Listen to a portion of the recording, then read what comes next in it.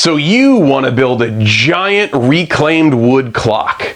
I can show you how, using stuff that you can have delivered directly to your home, some of which you can get for free, and the best of all, although it looks completely impressive, it's super easy to build. Stay tuned, I'll show you how right now.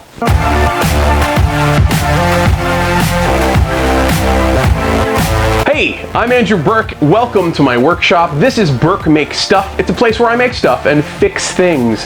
If this is your first time with us, welcome. I'd love for you to click the subscribe button and ding that little bell. That way, every time I upload something new to the internet, you are the first to know about it. Today's project I'm super excited about for two main reasons. The first of which is 100% you.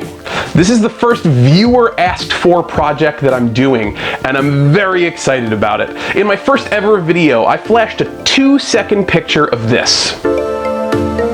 It's a 36-inch wood and metal clock that I'm going to show you all about and tell you all about today. So many of you asked questions, I'll cover all of it in the video. Where'd I get it? Did I build it? Where'd I get the numbers? How much did it cost? The second reason I'm super excited about this video is because of this box. It was delivered to me by Joe the mailman this morning, and it came all the way from Oregon, the other side of the country, from CCR Custom Metals.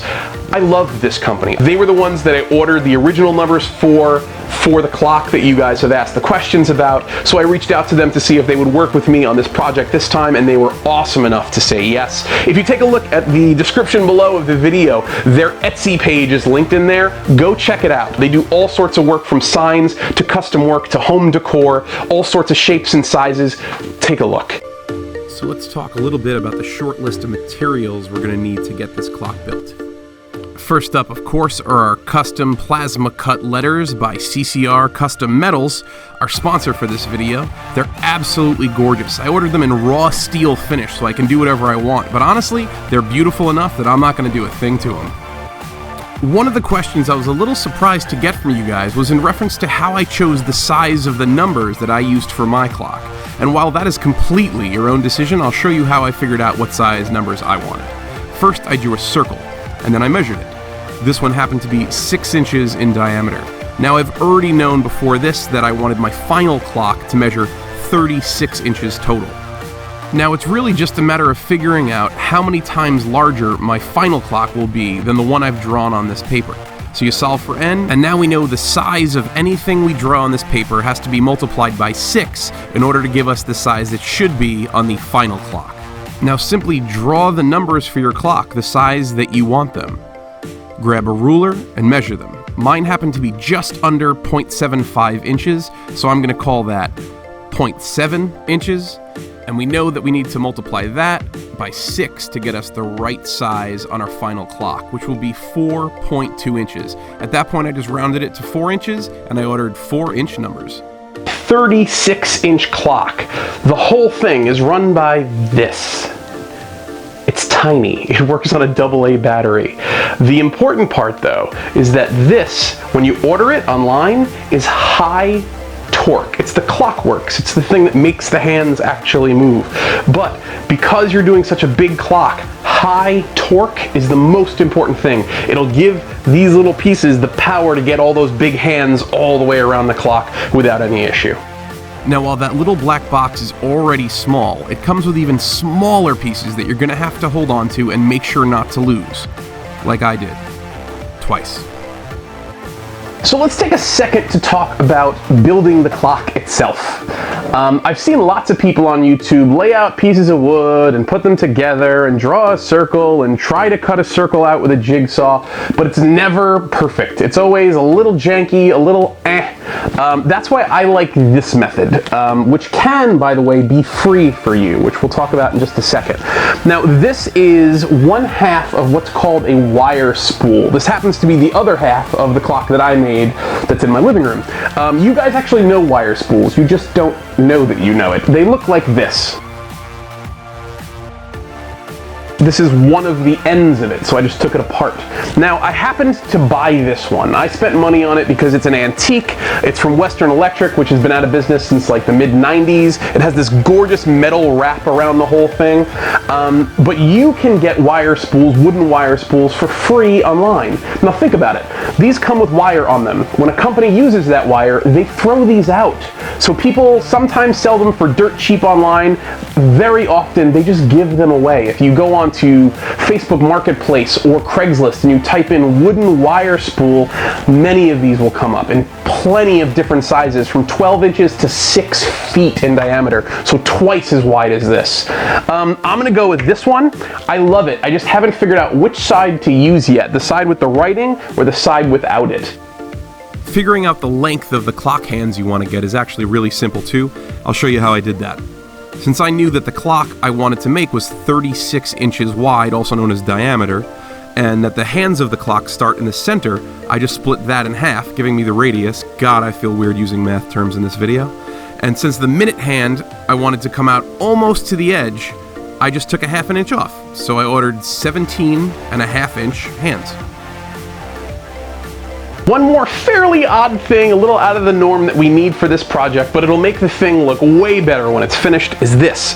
It's called a ceiling fan support box with metal cover. Now, we don't need this whole ceiling fan support box with metal cover. We only need the metal cover, this tiny piece of perfectly round aluminum. The rest of this you can get rid of, but hold on to the mounting hardware because we're going to use that with it.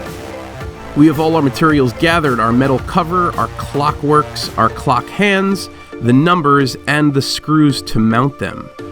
Okay, I think it's time to build it. Gathering all those materials is actually the hardest thing, so let's get to the easy part and build it. The work surface I'm going to put together is also really easy. It's simply 2 chairs back to back with some space in between. That way we can take our wire spool and put it right on top and work right there. I've decided to use the side that does not say Western Electric on it. I like the way this all works out. I love the water stain and the area that's messed up. It looks old, it looks antique, so this is where I'm going to be. I recommend at this point taking a piece of tape and marking where you want your 12 o'clock to be on your clock, just so that you have some sort of reference point for when you're moving ahead. Grab yourself your clockworks and line them up in the middle of your spool, and then you're actually going to trace around that square so that we know where we have to cut out. Now, of course, I could cut this out by hand, but who are we kidding? I never pass up an opportunity to use one of my favorite tools in my entire shop, my Dremel Multimax 45.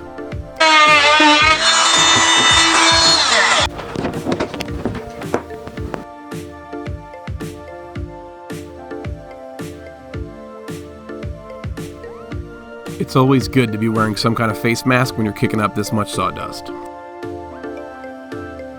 Once you double check just to make sure that your clockworks fit into the hole you made, you want to go and grab the metal cover, because we're going to have to find the absolute center of it. Sounds like time for a shop tip.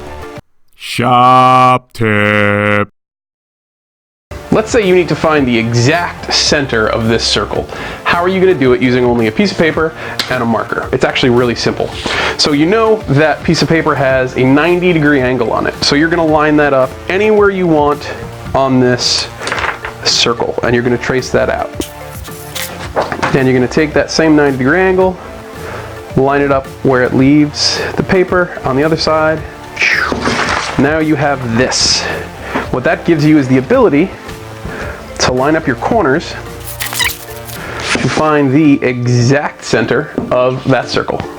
Next, we need to find a drill bit that is just slightly larger than the threaded part of the clockworks. We're going to use that to drill out the center of that metal sheet. Now that we have this hole punched out in the center of this metal piece, we need to clean up all the lines that we drew on here to find out where the center was. And that's very easy to do using either acetone or paint thinner, or actually hairspray would even work, because we used a Sharpie marker. Hairspray takes off Sharpie marker. You're welcome. I also decided to scuff up the metal cover just a bit using some sandpaper. It was just too pretty and shiny. I want this to look antique and beat up. The instructions for exactly how to put together all the clockworks are going to be different depending on what company you order one from, but the thing to remember is not to over-tighten the nut on top. If you do, it won't let the clock keep time right. Next, use 2 of those mounting screws we held onto and attach this new piece to the spool. We're just about ready to add the numbers to the clock itself, so first we need to figure out, how do we know where they go? Let's take a look at the clock itself. Every circle has 360 degrees in it. Now, we know that we have 12 numbers on our clock, so all you need to do is divide 360 degrees by the number of numbers, 12, and you figure out real easy that you need one number every 30 degrees. Now, I got extremely lucky with getting this specific spool, and I'll tell you why. You guys, the next step is a little bit complicated, but very doable. You need to figure out where 30 degrees is off of your 12 o'clock. So I have my 12 o'clock marked here. You need to figure out, okay, here's my direct line for 12 o'clock, then take a protractor, yes, I know that's a dirty word, but take a protractor, find 30 degrees, that'll be your 1 o'clock, find 30 degrees, that'll be your 2 o'clock, find 30 degrees, that'll be your 3 o'clock, etc., all the way around. But for myself, this spool was made by a machine that used 24 nails to make a perfect circle around at 4 different locations on this piece of wood from the center out. Now what that tells me, because they're all in perfect line, is that in between each of these nails is 15 degrees. I only need to go 30, so once I have my 12 o'clock, I skip 1 set of nails, I go to 1 o'clock. I skip 1 set of nails, that's 2 o'clock. I skip 1 set of nails, that's 3 o'clock. And I just complete that around the border instead of having to actually measure. So I'm going to put my blue gloves on right now to make sure I don't get any fingerprints on those awesome raw steel numbers. So let's do that. Let's take a look. I'll lay them out and they should look something like this. All right. Now, the best thing you can do at this point sounds ridiculous, but it's true. Step away. So what you need to do is step back, get away from it, and come back and take a look when you're a little refreshed to make sure the numbers are where you want them, to make sure all the lines are parallel with each other, to make sure they're all spaced correctly. So go do that. Take a break. Now that I'm back from a water break, I've had time to get my head kind of out of the project and get some clear perspective. I've come back, I've decided I love the placement of where my numbers are, and I'm going to start permanently attaching them now. Some things you're going to want in hand for that is a ruler, because you're going to want to make sure your border spacing around the whole thing is right. A pencil with an eraser, absolutely, just so you can make little markings if you need to and then get rid of them when you're done. And some extra batteries for your drill. That's just always a smart idea. So let's get to it and we'll make this thing permanent.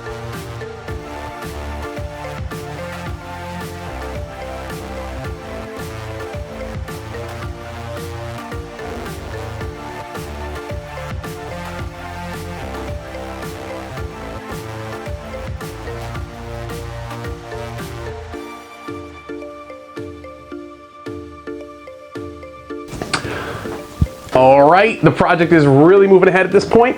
We have all the numbers put on and they're all screwed down. Next, we need to add the hands. Hands come with instructions on how to do them, but I'll show you how to right here. So we take our hour hand and we push it down on either side of the clockworks very carefully. Don't force it. It will have a point where it stops. You want to stop right there. Then you're going to take your minute hand, and if you look, the hole here is not a circle. It's actually an oval with 2 flat sides, as is this center post. So it only fits on here one way. You want to make it fit on there and then point it directly to 12 o'clock. Take your center screw piece, put it on, screw it down, again, not too tight, but just tight enough. And there you go. Last thing to do, which I almost forgot, 1 AA battery. Here we go.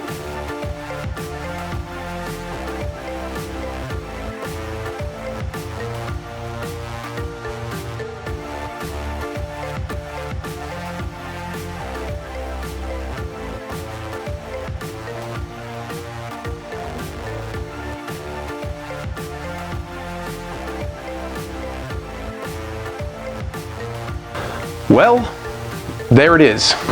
I hope you enjoyed this build, and if you did, go subscribe right now. I'll make it easy for you. Click this circle right here, this one.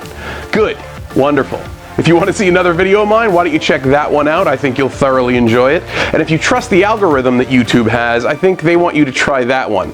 But I can't really vouch for it because I have no idea what it is. I'll see you next time. Take care.